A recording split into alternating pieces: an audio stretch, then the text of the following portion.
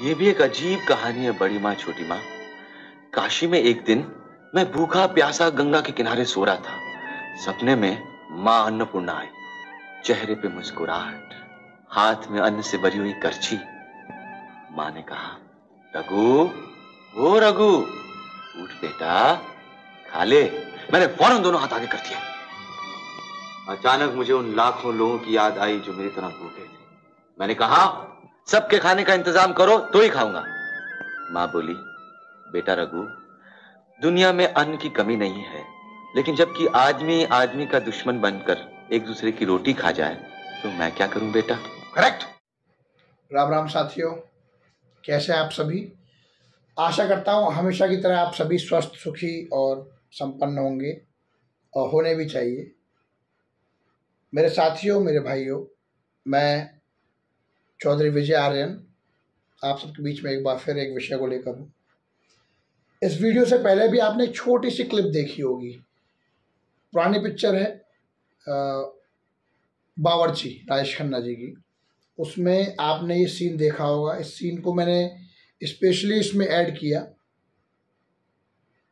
इसमें मां अन्नपूर्णा से राजेश खन्ना जी कहते हैं, जो भूखे थे, बेसहारा थे, कि माँ पहले सबके खाने का इंतजाम करो, मुझे रोटी मत खिलाओ, सबके खाने का इंतजाम करो, तभी मैं रोटी खाऊंगा। माँ कहती है कि बेटा रघु, मैंने सबकी रोटी का इंतजाम किया है, पर जब इंसान ही इंसान की रोटी खाने लगे तो मैं क्या करूं बेटा। आप सभी ने इस क्लिप को देखा होगा स्टार्टिंग में वीडियो से पहले। मेरे साथियों, मेरे भाइयों, मेरी बहनों, मेरी माँ, जो भी वीडियो को देख रहा है, जो भी, संसार में ईश्वर ने, अल्लाह ने, भगवान ने, जिसको भी हम अपनी जबान में, अपनी भाषा में, जिस भी हम कम्युनिटी से बिलोंग करते हैं, गॉड ने किसी भी चीज़ की कमी नहीं दी। चाहे वो अन्न हो, मांसाहारियों के लिए मांस हो, वृक्ष हो, फल हो, फ्रूट हो, एनीथिंग। बट अनफॉर्चुनेटली अगर आप देखें तो ये बात बिल्कुल सच है। दुनिया में किसी भी चीज़ की कमी परमपिता परमेश्वर ने नहीं दी। Everything is available in this world. और मैं कहूँगा कि हर देश में, केवल ऐसा नहीं कि पर्टिकुलर किसी क्षेत्र में, मोस्टली ऑलमोस्ट सभी क्षेत्रों में। लेकिन ये बात भी सच है कि मैं हंस रहा हूँ, हालांकि दुखद बात है, पर मुझे एक बात सच है कि आदमी ही आदमी की रोटी खा रहा है। समझिए अब इस बात को। एक व्यक्ति जिसकी डाइट 4 to 5 रोटीज की है, उसे चाहिए कितनी? 50 रोटी। अपने खुराक से 10 गुना, 20 गुना, 100 गुना, जितना भी वो मैक्सिमम कर सकता है इसे, उतनी रोटियां उसे चाहिए अपने लिए, अपने पास। इस छीने झपटी की वजह से, इस लूट की वजह से, जिस व्यक्ति की अपनी नीड है 2 रोटी की, 4 रोटी की जेन्युइन, वो रोटी उसे नहीं मिल पाती। This is the dark side of our country. मैं पहले भारत की ही बात करूंगा, वर्ल्ड वाइड बात नहीं कर रहा हूं। कि एडमिनिस्ट्रेशन, इस देश का प्रशासन, अधिकारी, सरकारी लोग, सरकार, राजनेता भ्रष्ट। मनुष्य की रोटी खाने का काम कर रहे हैं, आदमी की रोटी खाने का काम कर रहे हैं।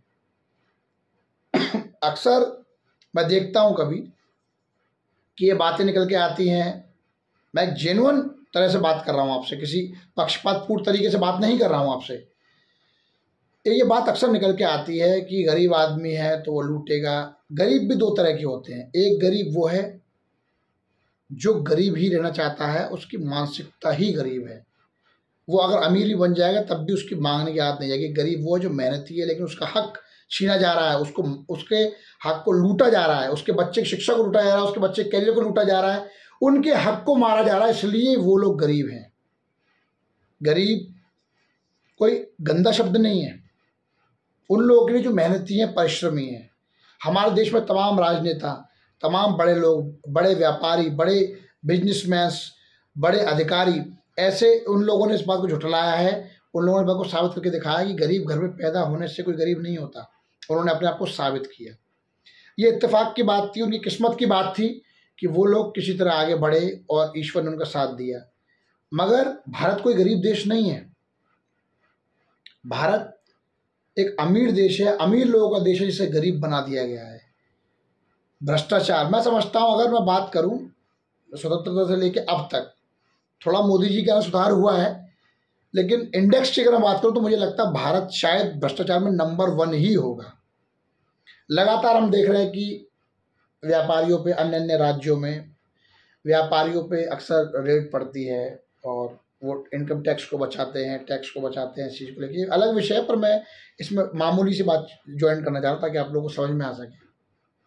जितने भी गवर्नमेंट एम्प्लॉयज़ हैं, चाहे वो किसी विभाग के हों, XYZ, बड़े अधिकारी हों, इनकी जांचें परमानेंट क्यों नहीं होती कि इनकी सैलरीज जो इन्हें मिल रही है, वो लोग जिनको सरकार सैलरी दे रही रोटी खाने के लिए, वो भ्रष्टाचार में लिप्त हैं। कहा जाता है कि पढ़े लिखे लोग, शिक्षा गरीबी को, अज्ञानता को, पिछड़ेपन को, तमाम चीज़ों को दूर करती है।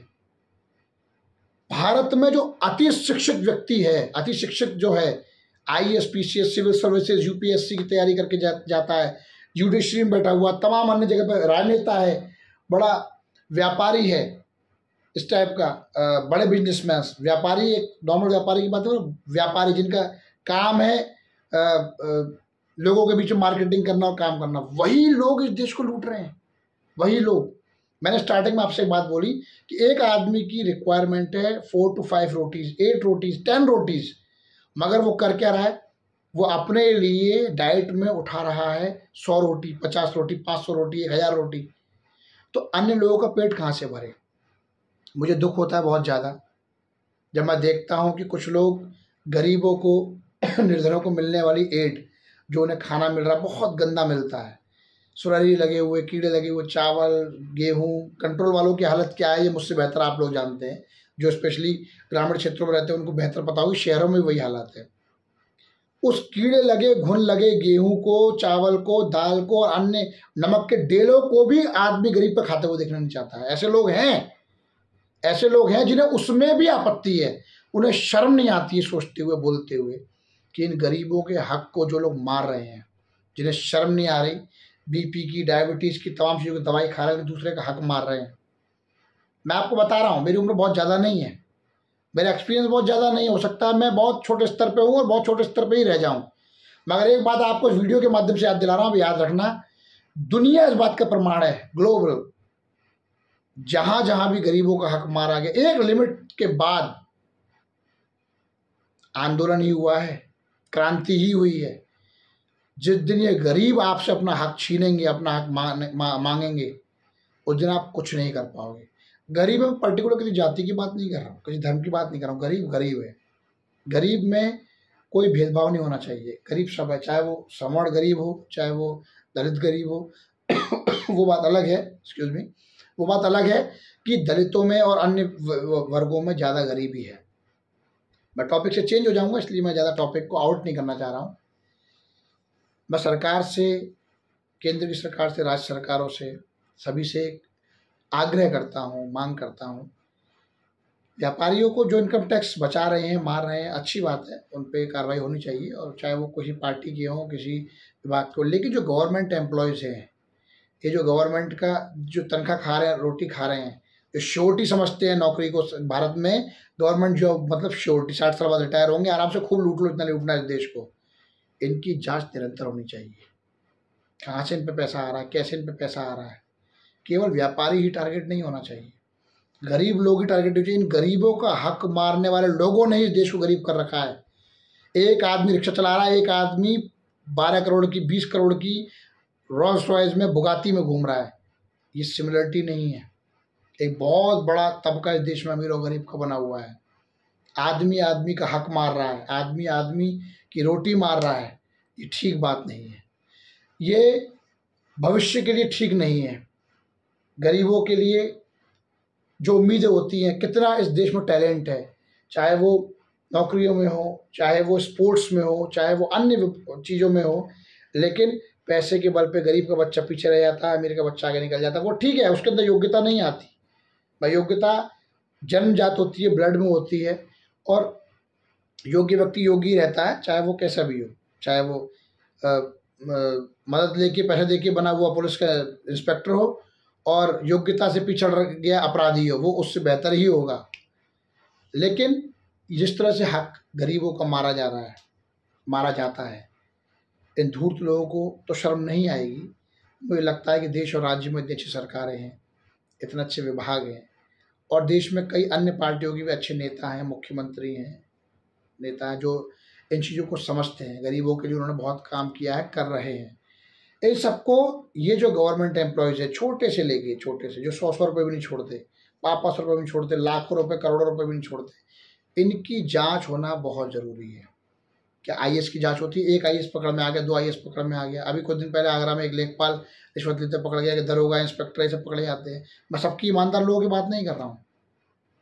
खेत के खेत, सरकारी भूमि सब कुछ घिरवा दिया इन लोगों ने, सब कुछ गरीबों का हक मारते हुए कर लिया। जिन पे शौचालय बनने थे, जिन पे विद्यालय बनने थे, जिन पे अन्य गवर्नमेंट के आने वाले उपक्रम बनने थे। आप जानते हैं, एक राशन जैसी चीज जो भारत में राशन मिलती है, उस राशन में कोटेदार भी, कोटा, जिसके पास राशन का कोटा है, जो उसको डीलरशिप है, वो उस सुरही लगे, उस कीड़े लगे गेहूं को और अनाज को भी मारने से चूकता नहीं है।